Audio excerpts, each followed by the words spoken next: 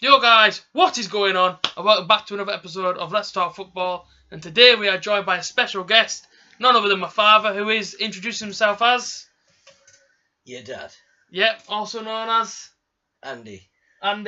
Tate. Power Tate. He is an actor, ladies and gentlemen. Round of applause for the actor. And yeah, if you want to tell us a little bit about yourself. See that there? That's my seat at the riverside. Yeah, just up there. Yep. So if you want to tell us a little bit about yourself. A little bit about myself. Well, I'm your dad, and I've took you to many football matches over the years, and we've had a lot of laughs, and we've had a lot of times crying together, haven't we? But now it's moving on. Yep. So do you want to? Can I do some shout outs to people? Because the new one's coming on the channel. First time out for some shout outs. Let's get some shout outs going on the channel. Said give us a shout out when you're on. Yeah, no problem. Said, yeah, of course I will. I've just got one here. Here's the shout out. Starting at the top here, number one. It's Dan Carney in Flamingo Land. He says, loving the A.J.T. channel. Young Andy, keep up the good work. Best wishes, Dan Carney. Don't forget to mention my Facebook page, Dan Carney Band. On Facebook. Fantastic. Next one down, I can't read it. I will just we'll leave the rest. Leave it there. We're going to have time. First shout out of the series. If you want to be shouted out, comment down below and we will. Well, I will try and get a shout out to you in the next video. Do you want to tell us a little bit about your acting side of things, about how you got into acting? For those that don't know. I was doing a bit of joinery at the time, and I got carpal tunnel syndrome. It's where, if you don't know what that is, Google it. Carpal tunnel. It's really painful. I got it in both hands. I was on the sick for 6 months, 3 months with each hand. So I ended up getting into acting. That's how it happened.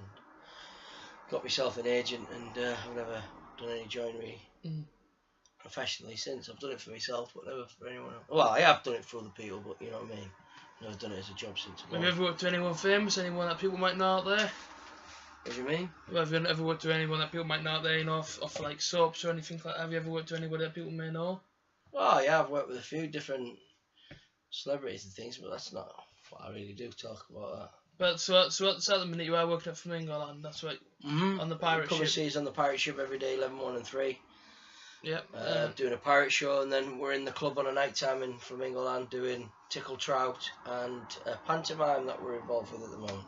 Also, you can come to the Empire Theatre in concert this year to see Cinderella, where I'm playing one of the Ugly Sisters. Fantastic. I will leave the links down below so you can go over and check out the Tickle Trout pages and the Flamingo Land pages. In case you guys are interested in dropping a like, it would mean a lot. I'll also leave the Andy Power Tate acting page down below in the description. Make sure to go over there and subscribe. It means a lot to me and mean a lot to my dad. But obviously we are here to talk football. We have spoke a little bit about the background of my father. But we have got a lot of topics to talk about today. The main one being, again, is Everton. I know we spoke about Everton the last couple of weeks. But Everton is a big team that are making a lot of money at the minute. So yeah, let's talk about Everton. And obviously Everton have just made Wayne Rooney their player again. And also Lukaku's gone for the 75 million price tag, which I think is absolutely ridiculous. But that's just my opinion. But let's get your opinion on what you think of Wayne Rooney going back home, back to Everton. Do you think it was a good move? Well, I know he's always slept in Everton pyjamas since he was at Man U, which tells you, I know people have took the mickey out of him a little bit today on TV and stuff, which is a little bit childish. The fact of the matter is, you know, he's always been Everton through and through from being a little kid. It's, you know, they're giving him his chance, 16-year-old, scored that wonder goal as a 16-year-old lad. You know, you've got a 16-year-old brother. Imagine that, you know, him scoring a goal for Middlesbrough like that. You know, you're always going to love Middlesbrough Football Club. I think that Wayne's heart was always at Everton. I don't think it ever left. Well, he said if you're wearing the pyjamas on a night, you know what I mean, your heart's still in it, innit? Of course. In it. Yeah, well, like I say, he took a wage cut as well, 50% of his wage cut. Well, yeah, he laughed at it, won't he? So obviously says a lot though, anyways, because he could have stayed at United, but obviously he chose to not to. Talking about the price tag of Lukaku, obviously it was a swap deal, but 75 million for Lukaku. I know he scores a lot of goals each season, but is he worth the price tag of 75 million? No. And if he's worth the price of 75 million, then what's Harry Kane worth? Exactly. I don't think any player in the Premier League is worth 75 million. No. You know, I mean, they had Ibrahimovic last year, Man U, and he's a far better far better striker. Oh yeah, of course. For me, and they were happy to get rid of him and offload his wage bill. And I'm thinking, well, surely you'd want him to stay, and then you don't have to buy Lukaku because the price of him. 75 I don't million. agree. I mean, I don't agree with high prices for players anyway, regardless. Yeah. You know, I think it's a rip. It was a bit expensive, wasn't he? I don't think he's worth 75 million. No, not a chance. I know Harry Kane's putting more in than him. Well, I know Lukaku's 4 goals behind him last season. That's what I'm saying. If he's worth 75, then Harry Kane, then what's he worth? He must be worth 100 million then. Towards that valuation, if you're selling Lukaku off for 75. Well, was he worth 75 million because he's doing a swap deal with Rooney? Do you think it was more expensive because I know Rooney's a free transfer because it was a swap deal, but do you think that's why? Do you think that's why they bumped up the price? Because I don't think so. I mean, I think even if they didn't swap Rooney, they'd still have had to pay a big price for him. Think so? Yeah, definitely. I mean, I think if you look at Everton and look at Man U, who's done the best out of this? Everton. Yeah. All day long. Oh yeah, money wise, You know, they've got a really good striker there. I know he's been off form and out of form and all the rest of it, but if Everton can get him right, get a cuddle round, get their arms around him, get him feeling part of it again. Rooney's still got life in him. He could still pull one out of the bag and pop a few away for you. You haven't got that guarantee with the other fella, have you? Nah. Because he's gone there and you paid like through the nose for him. Yeah, of course you have. Yeah. 5 million. You guys let me know. You guys let me know in the comment section. Do you think he was worth 75 million? And do you think it was a good move for either team to let the players go to other clubs? Personally, and we think he wasn't worth 75 million. But you guys let me know in the comments what you think. But yeah, as for me, just sorry, he's not worth that much money. I don't think he's worth like 50 million. Maybe he's 40, 45. But nowhere near 75. You can't. For me, that's a bit of a rip off for Lukaku. Yes, he's going to score goals next season, but he's not worth the 75 million price tag. Not a chance. And I know Rooney went that way, but he's a free transfer. But I do think Rooney would have gone anyway. Even if they wouldn't have sold Lukaku, I think Rooney, I think he would have gone anyway because obviously he loves Everton. That's his team, isn't it? Yeah. So, for me, I think a bit of a rip off. But if you talk about our team now, we talk about Middlesbrough. Because obviously we always talk about Middlesbrough. Been a lot going on this summer with Middlesbrough. Obviously players have left. The likes of Barahan's gone. Fisher's gone now. There's obviously talk of Darun. There's a lot of rumours flying about with him. We talk about the guys who's brought in, Johnny Howson and Christie. Do you make much of them two signings? Johnny Howson, I think, is exciting. He can hit a ball from 40 yards and put it in the top corner. That's something Borough's been lacking since Barry Robson left. He could do that. He was a midfielder who could just pop one in from anywhere. I'm excited to see something like that at the Riverside for sure, in a Borough shirt. So yeah, Johnny Howson, I think it's a good signing. £5 million, not too pricey. It's affordable. Championship, I think I'll say it alright. Yeah, I agree. I'm glad that Gibson's hasn't signed for anyone else. Yeah. As well, because I think if you can get that thread through the middle, and we get this decent keeper from Newcastle, we can get him as well, that Darlow. You've got a thread right to the front there which will be good. I mean, Ramirez, they managed to sorted him out. Apparently, so they're saying he's staying, which I'm not disappointed about. I'm disappointed at the way he was last year because he was a nightmare and he caused a lot of trouble. On and off the pitch. So if Gary Monk said, sort it out, lad, are you down the road, which is what I would probably do as well. Give him a clip round the ear hole and say, sort it out, are you gone? Which is what he needed. That's fair enough. And if he said, look, Gaffer, I'm sorry, I'm going to do my best. I want to try my hardest. I think what had been a shock to Ramirez is the fact that nobody came in for him. Well, obviously he had less than 15 million, but obviously we didn't accept it.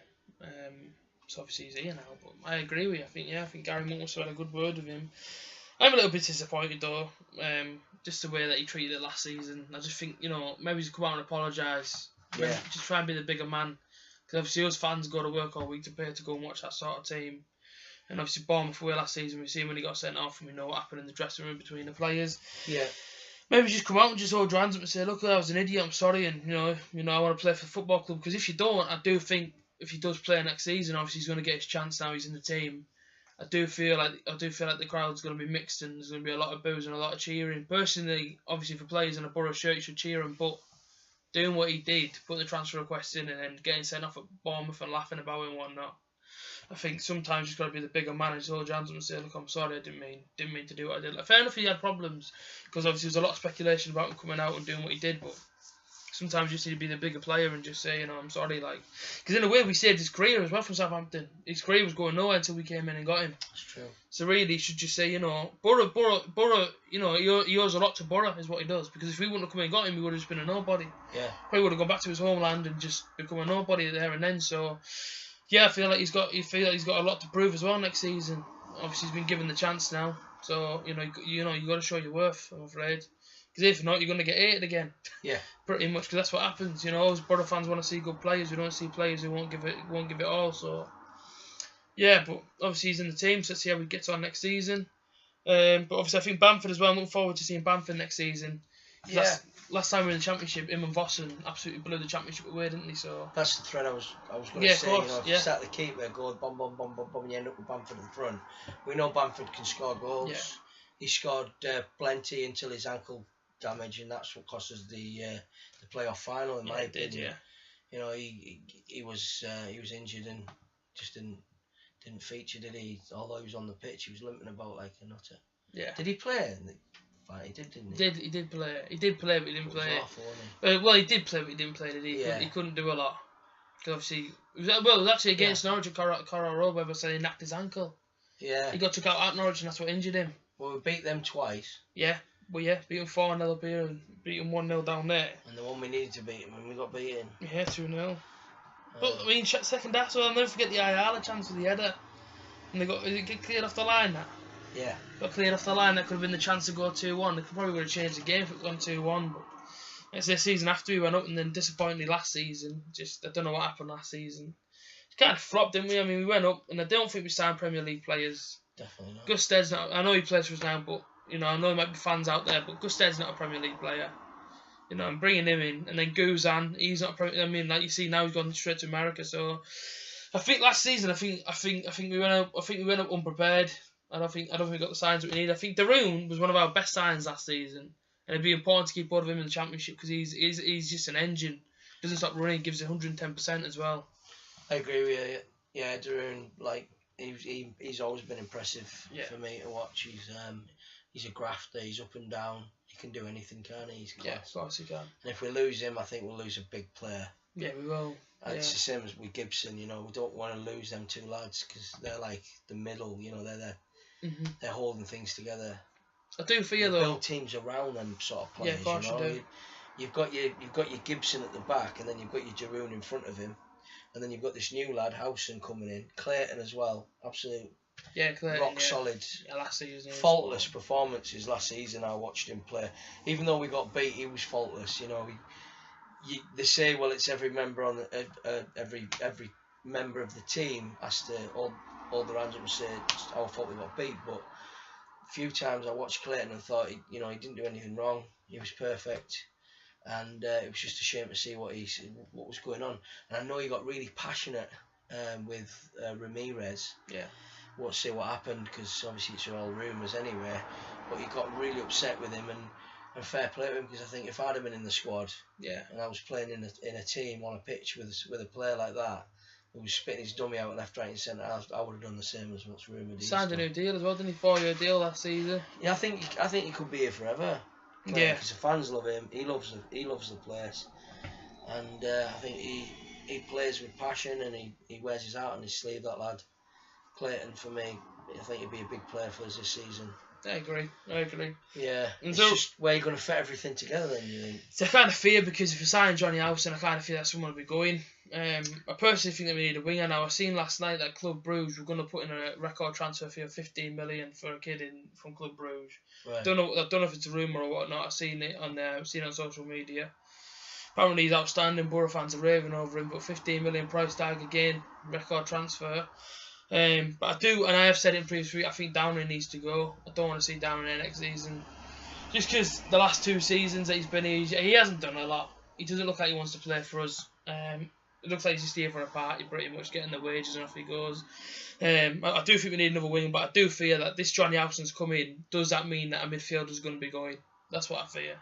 Because Leadbitter's getting on now. Doesn't mean Leadbitter's going to be going. Are we going to drop to What about Adam Forshaw? See, he could be Forshaw. Legend. He's class. He gives 100%. Or could it be Daroon? Because if Daroon goes, I know he's bringing in the kids as well at the minute, Gary Monk. So we'll have to just wait and see what happens. But I do feel that if we do lose Daroon, our midfield could just fall to pieces next season because he's one of the main people in our midfield that keeps it going, I think. Isn't Gary Monk a fan of playing 5 in the middle, though? I don't know. I know he used to play. I know he has played 2 up front in the past. But I know he likes to play 1 up front as well. But I can't do another season watching 1 up front. I can't do it, mate. Yeah, but I'm saying whether you can or you can. That's probably why he's bought another decent midfielder. Yeah, it's possible. Because he didn't need a midfielder with Clayton, Forshaw, Daroon, and also Traore. If we keep over, he's got the pace to get up and down. I know his finishing ain't the best, and his final ball ain't great, but they can work on that in training, you know. But I'm thinking if he's going to play that formation, 5 in the middle, then he'll need all them midfielders, won't he? Yeah, of course. I mean, coming back to what you said about Stewie Downing, you know, I watched Stewie from coming out of the academy with Adam Johnson, and the two of them used to go down at either wing, and it was amazing to watch them knocking that ball into the middle, and it used to frighten the heck out of teams. And then Real Madrid came in, and there was big teams talking about getting hold of them, and I was saying you can't, you know, it's amazing that and you could see why, because they were exciting. So Stewie Downing, he's gone away, he's gone to Liverpool, he's gone to West Ham, and he's wanted to come back to the Borough, but sadly it just hasn't worked out for him. And I'm gutted. I really am gutted, because I was one of them that was standing up cheering, loving the fact that we were going in for him and that he came back to the Borough. I was buzzing. I was so happy, because I love the lad.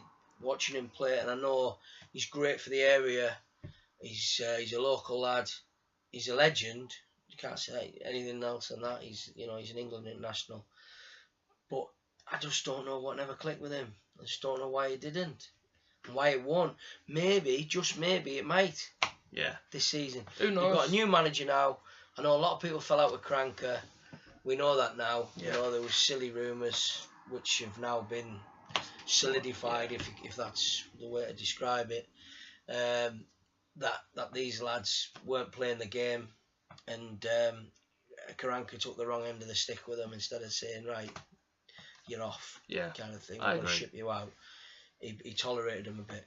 So I don't know, I think we've got to give Monk a chance. Everyone he's got. Ramirez, Leeds fans have got him when he left, so I agree. It's definitely worth a chance. All these players who cause trouble is what I mean. And are rumoured to cause trouble, give them another chance under Monk, and then if they're not pulling the weight, go on.